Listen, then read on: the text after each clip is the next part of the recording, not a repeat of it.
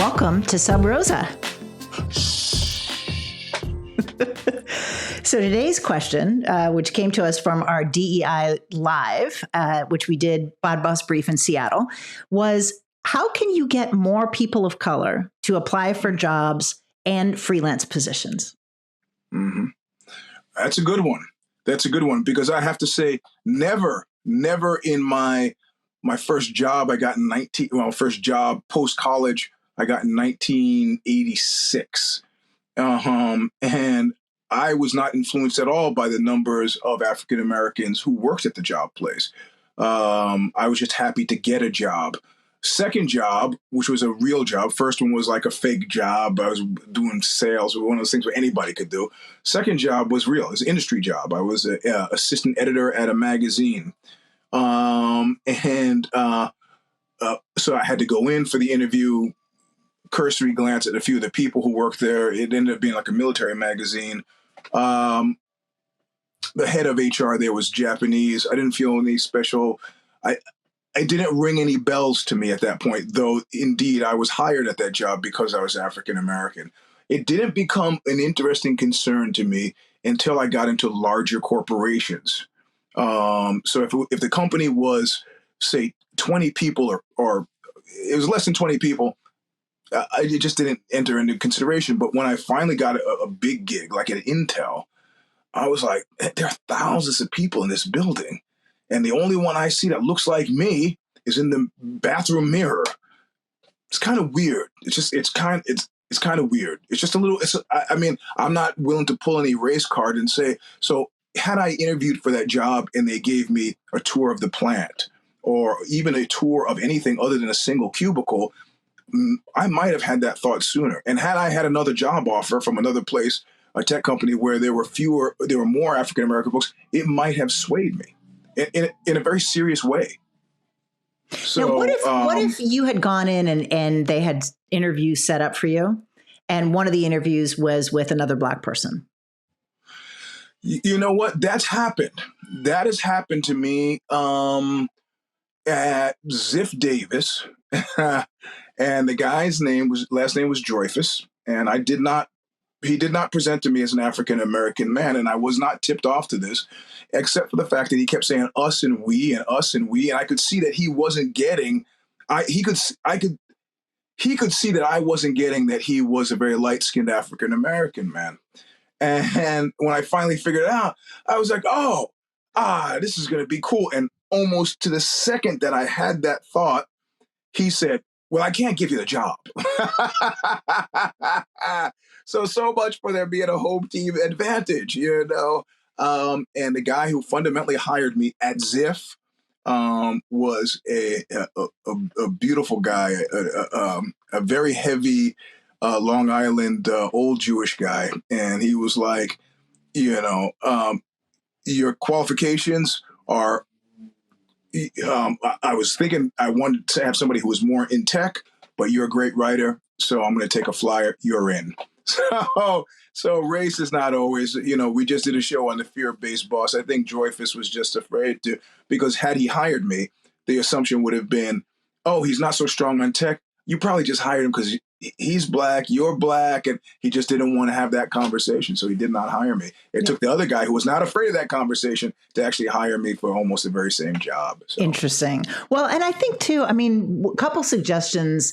One is be intentional about, if we're talking about hiring, right? Not freelance, it's just hiring. Yep. Be intentional about degree requirements. And this is not a race thing, it's also a class thing. Not everyone can afford to go to college. Right. Some people can afford to go to community college, maybe get an associate's degree. Not everybody has a 4-year degree. Be intentional about if a 4-year degree is actually required. Obviously, there's going to be certain circumstances where it is required, but is it really? And be intentional about that.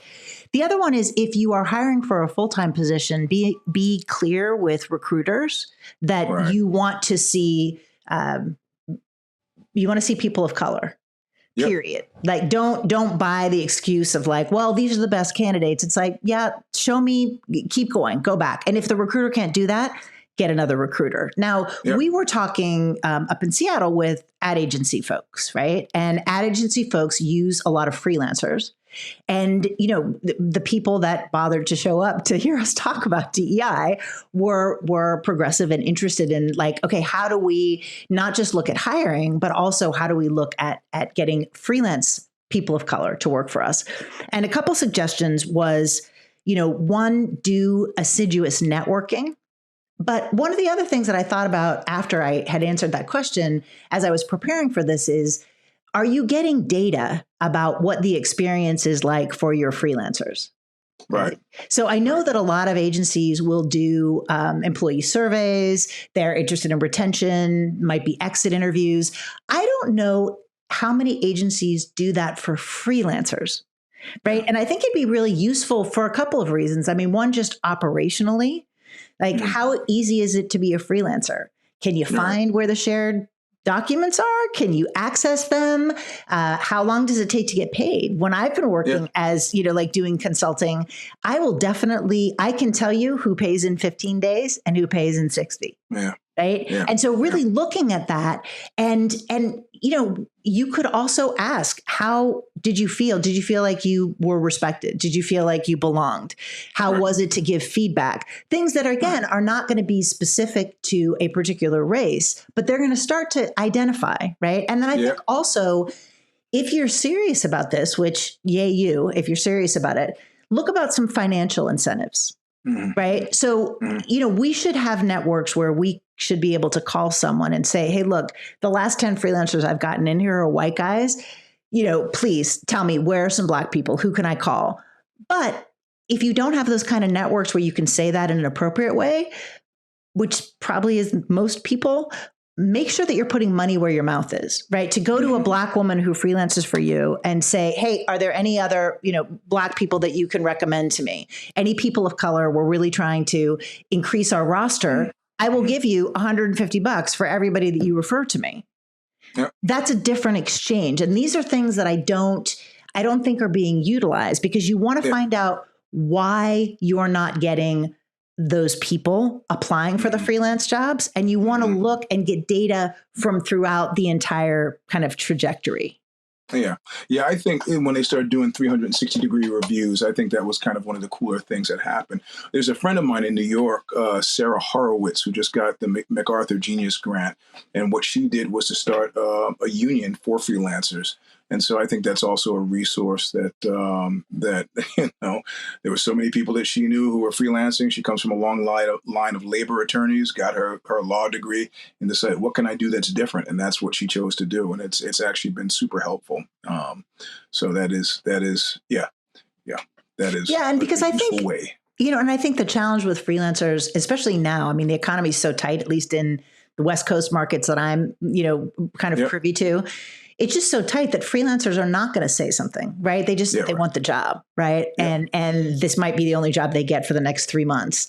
And so they're not going to talk about ways in which a company could be more skillful. They're not necessarily going to say in a proactive way some of the things that full-time employees might say. So it's incumbent upon you to be asking the right questions to make sure that you are creating a kind of atmosphere where you're going to get people who want to come and work for you again, and you can have access to people of color and women, and not just the white guys. Right. And I also, at this point in time, it's not a commercial for them, but I am also an aggressive user of Glassdoor. And you go in to reviews, type the company name, reviews, and then click on the filter and put the lowest reviews first. And read through. That has stopped me. That has stopped me an amazing number of times because you can sort of glean angry, disgruntled employee from truth-telling employee, and they're not always the same thing. And it's just it is the naked face of what the company tries to conceal. I mean, imagine if they had something like that for dating. Probably nobody would get a date. So it's. And if you are in advertising specifically, there's also Fishbowl, which I don't spend a lot of time on that, but I have found that when I look through, most of the snark I've seen on there has been accurate snark. There's been things where it's like, I know stuff and then I'll read something and I'll be like, yep, that's on. Yep. And you might be able to hear some of the more subjective stuff rather than some of the things that would be on Glassdoor. So either one, both good places to look. Okay, that's it for today's Sub Rosa. As always, you can get in touch with us at WTF@badbossbrief.com. That's WTF@badbossbrief.com. See you later.